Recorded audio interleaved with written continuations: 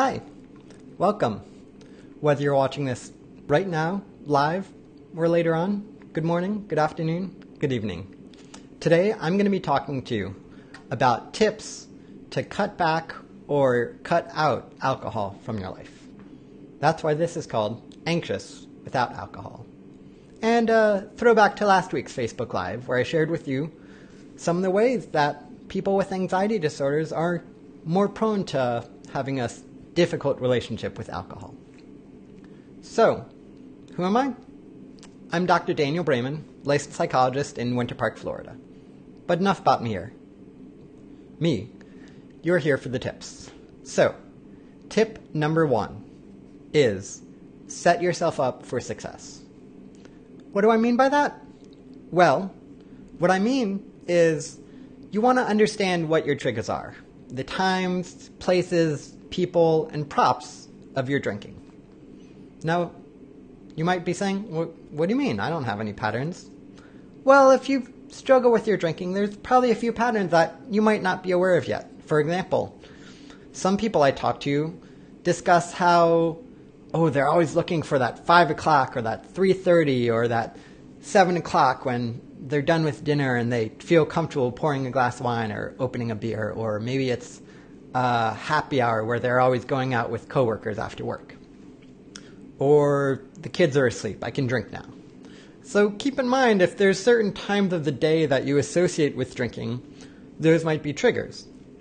Similarly, if you're looking to cut alcohol out of your life or decrease it to only special occasions, get rid of or tuck into cold storage the things that you use to drink. So that's wine glasses, beer glasses, shot glasses, corkscrew if you always drink wine that has a cork in it, or bottle opener if you're always drinking beer from bottles. Now, it might sound simple or silly, but the truth is, anything we can do that creates a little bit more friction to slow us down when we're reaching for that bottle or pouring ourselves another glass helps. And that's why I'm saying tip number 1 is set yourself up for success. It's identify those triggers, remove some of those triggers from your environment, whether that's not going to that weekly or daily happy hour with your coworkers, or planning an alternate activity for those times when you would normally be drinking. So one thing that some people like, because the ritual of drinking is something they enjoy, is brew a cup of tea.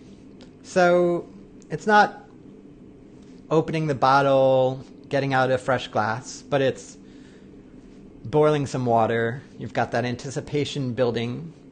It's pouring that hot water over those tea leaves, having them steep, and then pouring yourself a cup of tea, which can be a nice, relaxing activity, whether caffeinated or, if it's later in the day and you don't want caffeine, decaf tea. Now, let's remember, that's tip 1.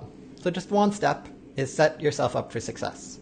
Identify the triggers that lead you to drink, and try and reduce them when possible. Also, be aware of them. So if you know that going to happy hour is tough, maybe just bring enough to get yourself an appetizer, or decide that you're going to have water for your first drink that day. Tip number 2 is know the reason that you're cutting back. And you might say, what do you mean? That's obvious. Great. If it's obvious to you, perfect. That's really good.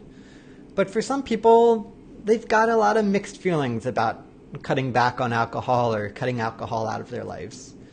So in those cases, just want to say hi to everyone. Feel free to like or comment if you're watching right now. Also, for people watching in the future, feel free to like or comment any ideas or thoughts you have, questions you have on these tips. So, again, if you know the reason why, great. But what I like to do with my clients and other people I work with or know is, if you're trying to decide whether or not to cut back on alcohol or cut alcohol out of your life, take a piece of paper, 8.5 by 11, random piece of printer paper, lined paper, index card, anything you want, and divide it into 4 boxes. So you're going to have 1, 2, 3, 4 sections of the paper. And on that piece of paper, you're going to write the advantages of drinking, the disadvantages of drinking, the advantages of not drinking, and the disadvantages of not drinking. Now you might say, huh? I've done pros and cons before. Great.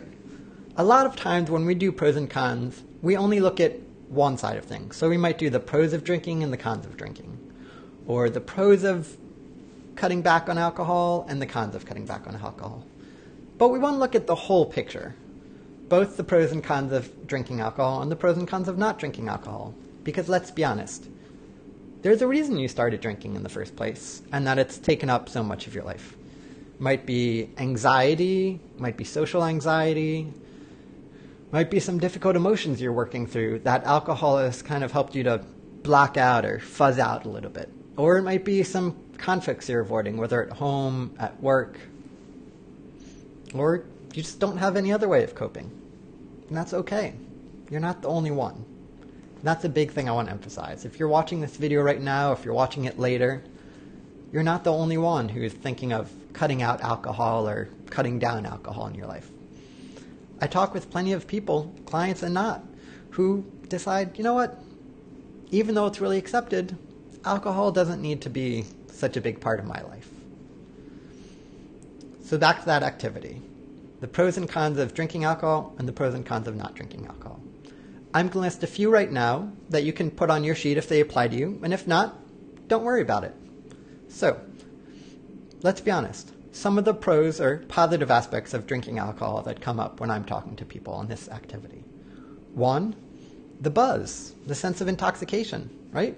Not everyone drinks alcohol to get drunk, but a lot of people drink alcohol for that buzz, that sense of slight euphoria and disinhibition. 2, like I said, disinhibition. So, what's that mean? It means you're less anxious around people. You feel looser, people might say. Now, we'll talk about that later. So we've got the buzz, sense of euphoria, disinhibition. 3rd, some people say they really like the ritual of alcohol. You know, they like opening the bottle, pouring a glass, meeting up with friends, going to happy hour. Another advantage people mention is it's accepted. In some places, it's expected of you. I mean, not only do people say, oh yeah, great, let's have a glass. They say, come on, drink with me. I don't want to drink alone. You know what? It's not your job to be people's drinking buddy. That's something they can work on their own time. If you find yourself being pressured, think about that with our set yourself up for success. Maybe those aren't people you want to hang out with. They're around the time when they normally drink. So, pros of drinking, we've discussed the buzz, intoxication, lower inhibitions, socially acceptable. 4, people sometimes talk about how it reduces their anxiety for a little bit of time. Keep that in mind for the future. And another reason is it's what people do. It's comfortable. It's familiar to people. Now, let's talk about some of the downsides to drinking alcohol. 1, it costs money. Alcohol doesn't come free. 2, it costs you in terms of your health, right? Over time, drinking alcohol regularly can have negative effects on your health. But even in the moment, alcohol tends to cause kind of spikes and swoops in your blood sugar over time. And if you're intoxicated, you may find yourself making food choices that aren't really aligned with the way you'd like to be eating. So we've got health, money. Guess what else? Alcohol, it's not a sustainable long-term way of coping with stress. Things like running, exercise, deep breathing, talking to someone, reading a relaxing book, seeing a movie, all of these are more sustainable long-term than pouring yourself a glass of alcohol. Because one glass of alcohol leads to the next.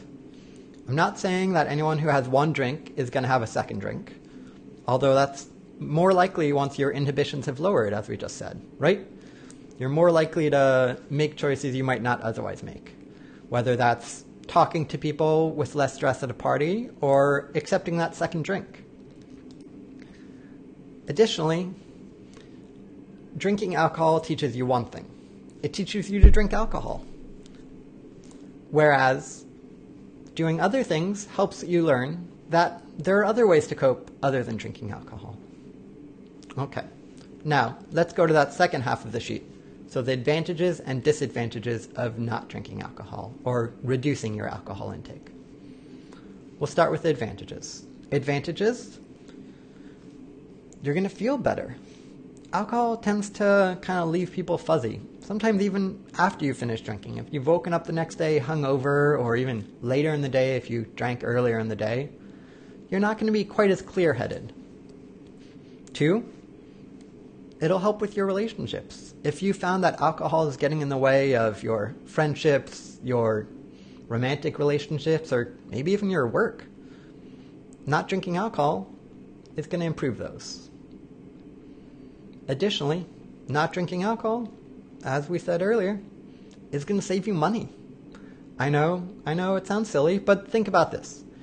If you like reading books, but you haven't in a while because maybe you fell asleep early because you had a few too many drinks, or it's just hard to read when you're sipping wine, it's not the activity for you. If you enjoy reading a book and you cut back on alcohol, you can go and buy yourself a book every time instead of buying yourself a bottle of wine or a 6-pack of beer. It might not seem like it's adding up to much, but I bet if you started adding up all the time that you've spent money on alcohol and thought of what else you could have been spending money on, you'll be pretty surprised. So, now let's address the downsides of cutting back on alcohol or drinking less, because there are some. So let's be honest. 1, you're going to have to find a new way of coping with that anxiety or that stress in your life.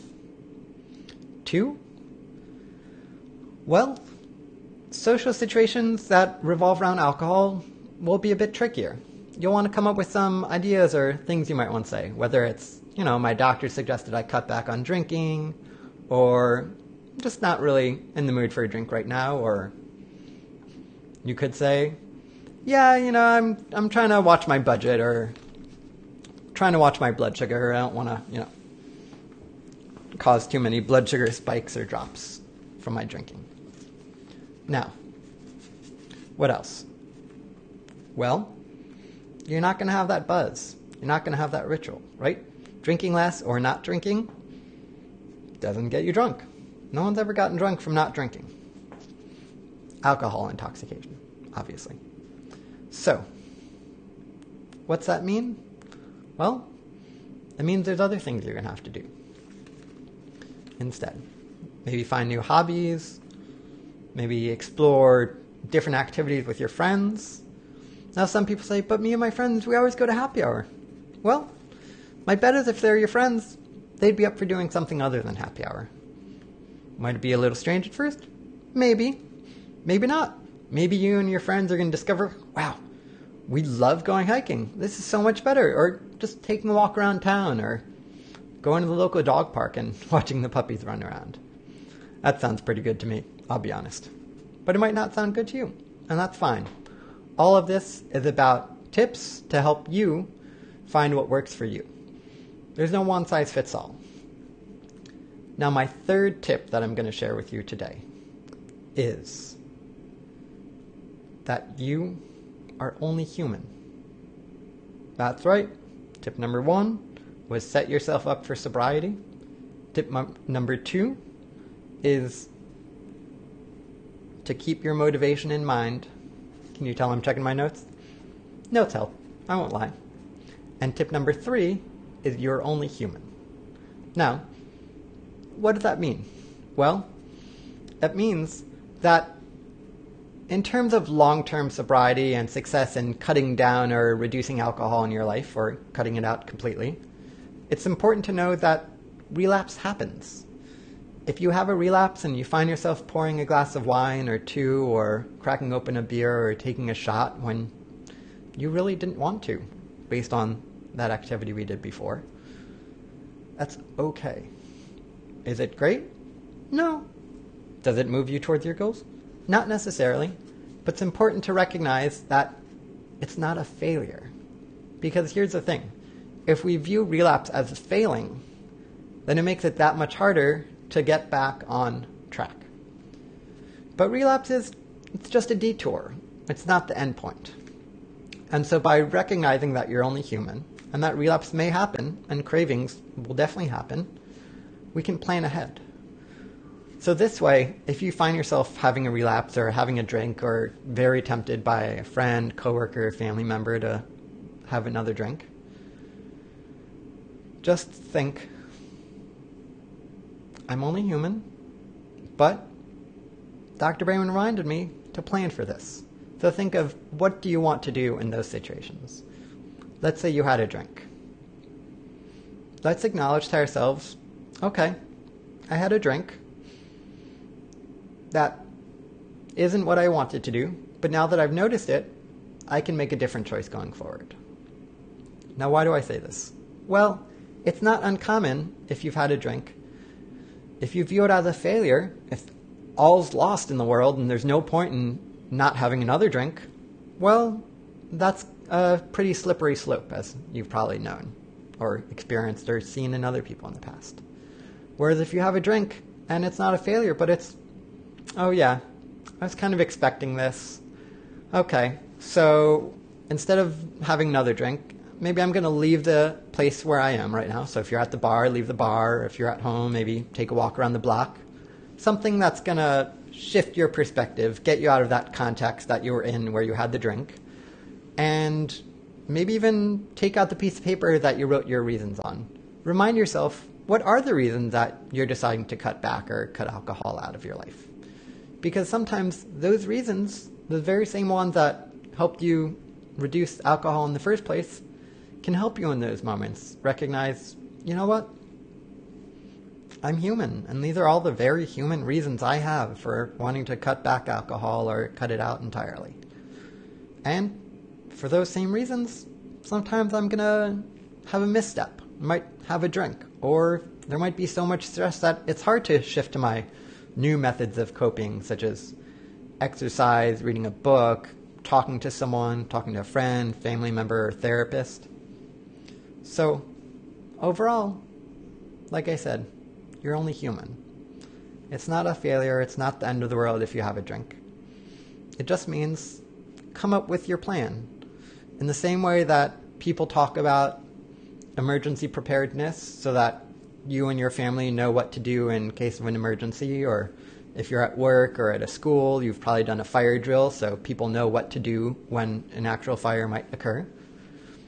Think of this like a fire drill. So what's going to be your relapse drill, your relapse plan? Because if we don't have a plan, we're probably going to stick to our old ways of having another drink or beating ourselves up and feeling bad about it or criticizing ourselves. But those things don't set us up for success. Remember, first step, set yourself up for sobriety. And sometimes I'm slipping and saying success, but remember, just like relapse isn't a failure, sobriety isn't success, it's an ongoing process. And that's what we have to remember. So in the same way that you might notice that one of your triggers was counting down to a certain time, think about that too. Oftentimes, if we're able to navigate through those difficult times when we feel especially triggered or find ourselves craving alcohol or a drink or a smoke, if we get through that tough time, those cravings reduce and we're able to manage for a bit longer. So remember, it's not a week of sobriety isn't a whole week. It's 7 individual days. So work on having a plan that will help you navigate each of those days individually. Get through one day, you've gotten through one day. That's great. The next day, you've just got to get through one day. Or one work event, one family party, whatever it may be. So again, I'm Dr. Daniel Brayman. This has been my weekly Facebook Live on Anxious Without Alcohol. Ways of coping and cutting back on the role that alcohol plays in your life. Whether you're anxious or you're just anxious without alcohol. It's okay. Just remember, set yourself up for sobriety So that's examine your triggers, the places, the people you tend to be around when you're drinking, what things you use to drink. So if that's a wine or beer bottles, get rid of or kind of move out of the way the corkscrews and the bottle openers, the pint glasses, shot glasses, wine glasses. Don't stock alcohol in the house if you don't have to. No need to, right? That's easier. Maybe if you regularly drive by a liquor store, take a different way. Don't drive by there on your way home from work. Number 2 is know the reasons that you're cutting back or cutting out alcohol from your life. So make a sheet of paper, 4 quadrants. You're going to have the pros of drinking alcohol, the cons of drinking alcohol, the pros of not drinking alcohol, and the cons of not drinking alcohol. And really try and fill those out honestly, not just the pros and cons of one side, but of both sides, because that'll help you get a clearer picture of what are the reasons. And they can help you with step number 3, which is you're only human. So that means we're going to plan for relapse. We're going to acknowledge that sometimes you're going to take a drink of alcohol or be in a setting where your thoughts and your plans for how to not take another drink didn't quite work in that moment. And that's okay. That's more information for us to work on going forward about how to work on relapse prevention in the future. Because having a drink isn't a failure and sobriety isn't success. They're both constant processes. So every day is a day where you're choosing sobriety or you're choosing fewer drinks rather than more.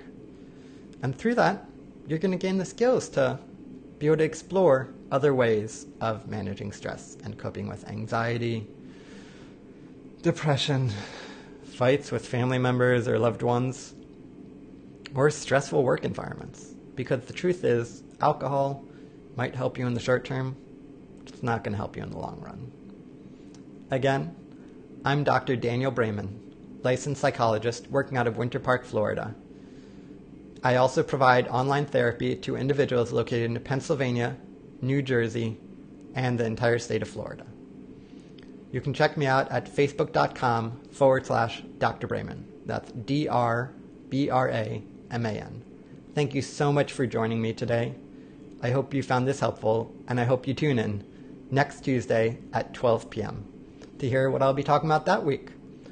A little bit later this week, I'll be posting on my Facebook page to let you know what that topic will be. Thanks again, and I hope you have a great day.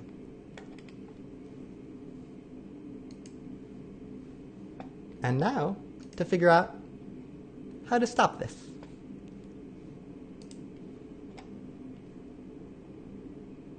Thanks again for joining me.